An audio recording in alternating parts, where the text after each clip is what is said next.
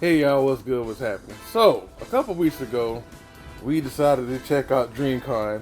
Um, it was their first time being in Houston. They had it in Austin, I think 2 prior years. And I think Arlington, and I think also Waco. So, we've heard a lot about DreamCon. There was an enormous amount of hype behind this. Like, probably one of the most hypest things I've heard so far this year. Right, Ardana? Yep, that is correct. A lot of people have been talking about it. My friends been talking about it. So they was like, Ardana, you need to go. I'm just like, okay, I'll give it a shot. Yeah, and so, a lot of my, my close friends also said if we were going to go. And I was like, well, did you check the pin post? By the way, y'all, please check the pin post. Check the pin post. That's all I got to say. Anyway, it was at the Georgia Rock Convention Center, and like I said, it was a lot of hype. Now there was one thing that we ran into.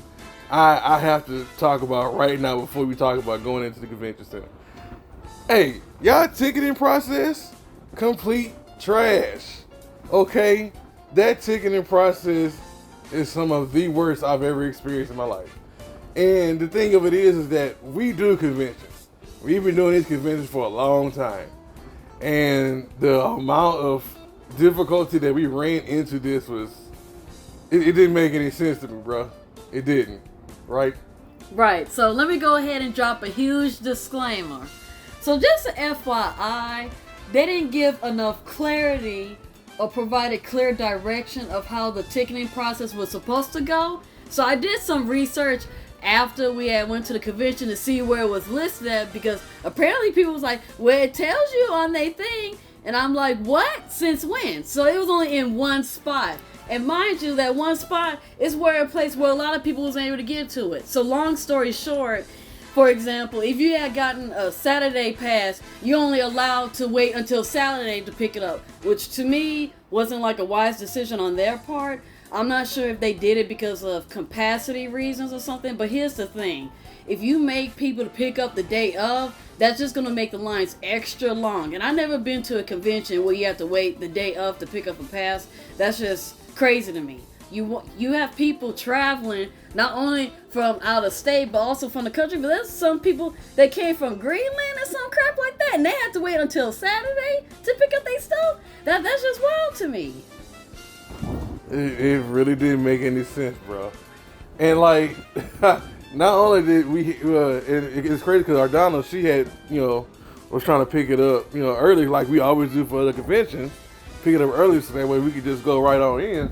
But not only was it difficult doing that, but if she bought all of our badges under one thing, right, under her account. And what is crazy, not to mention it's already expensive as it is anyway. Okay. We'll talk about that in a little bit, but it's just that they had to have everybody come up there with their ideas to pick up a badge. What? That come on, bro. Really? It's all under one account, and the person that is over said account was the one. It should be the one to be able to pick them up. Okay, so here's my thing. So, shout out to homeboy who said, you gotta wait until you have to pick up Saturday, and the same homeboy that's like, you gotta show different IDs for the people. Okay, here's my thing. I get why they did the ID thing, but at the same time, I still feel like that wasn't wise anyway, because I purchased all the 4 tickets under my account. It shouldn't have mattered the names on each ticket, because at the end of the day, all 4 of them were listed under the account. You can go to the stinking site, the ticketing site itself, and you be able to see that all 4 of it was purchased under that set of account. It shouldn't matter if all the names had my name or if all the names had like different names. My thing is, I should have been able to pick up all 4 tickets without having any problem. I should only have to just show my ID and call it a day, because the name was on said account that it was purchased under. But I digress. No, so that didn't make any sense to me, okay? It really didn't. And so that ended up having us even more delayed to even get into the convention center, because we had to have our Saban and Kenya to come up there across the street and then wait in line. And dog, that line was long as cheese, okay? All because of the whole waiting until to pick up the day of to get the baggage. Y'all gotta do better with that. Like, for real, that's a huge thing I did not like. I did not like that at all. All right, so walking in, we went through the gaming part first. Now, I did like that they used the space adequately. There was an enormous amount of video game tables where it was like PS5s and Xbox Series 1s and all this other stuff. They had like fighting games. I think that's all. I think Mario Kart might have been one, and like Smash Brothers. So it was pretty diverse as far as like fighting games is concerned. I think Saban also played that Astro Boy game for PS5. Thought that was pretty cool too. So that was pretty nice. And all the way towards the back was, I guess you could say, like the main stage where they had like RDC World have like, I guess when they were playing against like some bros and like all of the other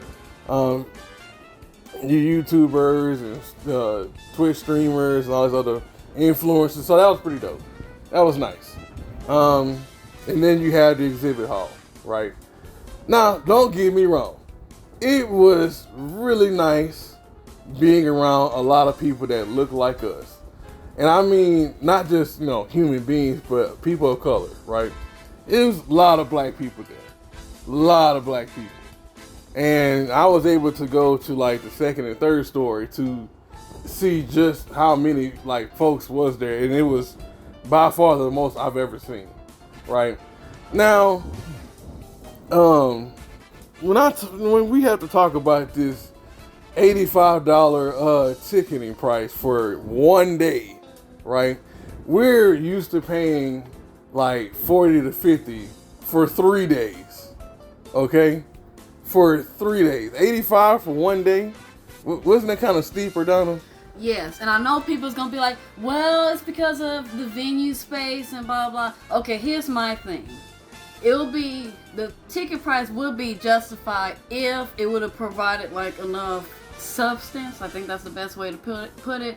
But I feel like it would have, that's just a little bit too high. If it would have been like maybe 60, 70 something, maybe that would be fine. I was thinking maybe like 55, 60. Yeah, 55, 60, for something like that. Yeah. And the thing is, they said they had like 30,000 people show up. You know how much money that is? Oh, they made a lot of bread. Oh, they made a lot of bread. Not to be watching their pockets, but... Shoot, because remember, the premium pass and all the passes sold out, basically everything. Yeah, and them passes sold out fast as heck, bro. Like, fast. And every time they came out with a drop, sold out within minutes. Which is so crazy to me. But yeah, so it was nice being around like, people that look like us. Now, another thing I have to add, this is not, and I mean capital N-O-T, this is not an anime convention, right? To me, from what I've looked at, it's more so tailored towards like people that want to learn how to stream or people that want to, I guess, grow their following. Because there was a lot of people that I saw that was videoing, or I guess you could say vlogging, what they were seeing. So heavily on the influencer side. Now, if you were just trying to do like some fan type stuff, I mean, it's not for that, right? Like there was this one guy, this one black guy. He had like this really big Goku Black Funko Pop, right? And he had just walked in, sat at the video game table. I was sitting there. He was all happy. He was like, "Yeah, I'm about to go ahead and get this mug signed by the guy that did Goku." And I looked at him. I was like, "Excuse me?" And he was like, "Yeah, I'm about to get it signed today." I was like, "Sean Shimble's not here. Sean Shimble's not here." And he was like, "What?" I was like, "Yeah, like this is not an anime convention, bro. It is not for that." He looked at me like he was hurt. And I was like, "Yeah, you kind of basically brought that for no reason." So, yeah, it's not for that. Now, as I said, if you're trying to get into that space, as far as like vlogging and all that, perfect. That's for that, for sure. From from what I heard, there was a lot of things that you could do. Unfortunately, we couldn't do any of the panels because you had to RSVP for spots. Yeah, that's the thing. So that's another thing I need them to work out about the RSVP system. Here's the thing, not everybody have access to that. So you basically barred like at least the majority of people. In the RSVP, you gotta be early on that mug. Because I remember my homegirl, she was trying to RSVP and she waited literally a few seconds before it was time and the website crashed and stuff because everybody was trying to RSVP. Now I do understand that they do the RSVP to control the capacity because I know some of the rooms were like very small and varying in sizes. But the problem is, guess what? Some people was able to still sneak in. So RSVP is pretty much moot. And if you had a premium badge, that was moot too because people still sneak in regardless. So I mean, I really don't see the point of RSVP unless you really are not really buckling down on security and making sure people check, because I feel like people who had the premium stuff, they got cheated out their perks because some people was able to cut, people was able to sneak in, so I don't know about that. Yeah, and that's why I didn't even think about it. Like, we're gonna go next year to see if there's any improvement because, you know, we at least like to go to conventions at least twice to see how it compares to the previous year. But I really don't see any point in getting like the upper echelon badges. I really don't, right? It's just, to me, I think it's pointless. Very much so pointless. But, I mean, all in all, we did enjoy ourselves. I do believe it, you know, like many things on social media, food included, because, you know, mind you, we do food reviews too.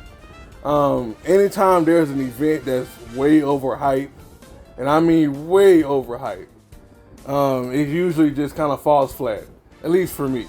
And I'm not saying they were unsuccessful with the event, but, you know, all the expectations that I heard and saw, it wasn't as good as what people made it out to be, right? And that's fine. You know, I do hope that they do improve next year. Hopefully this whole process is not all crazy like it has been this year. So we just gonna see. All right.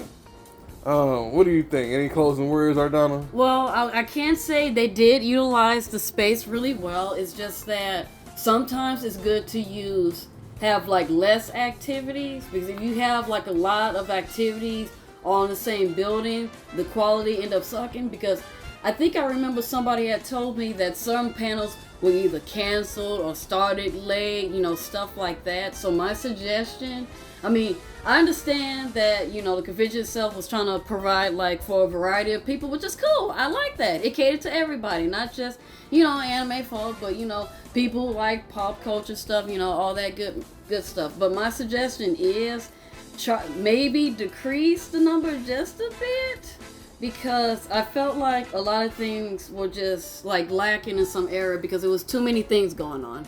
Yeah, I'm pretty much still feel the same. So, as a grade, what you gonna give it? Well, considering that there were like the issues that were happening are issues that need to be, you know, fixed, such as, you know, the pricing, the ticketing, the fact that some of the panels were canceled and stuff, I'll just give it a B. Just a B. Yeah, I feel the same. So with that being said, we can highlight you later. Green Kids Adventure Son, you have a very blessed day. Peace, and we are out.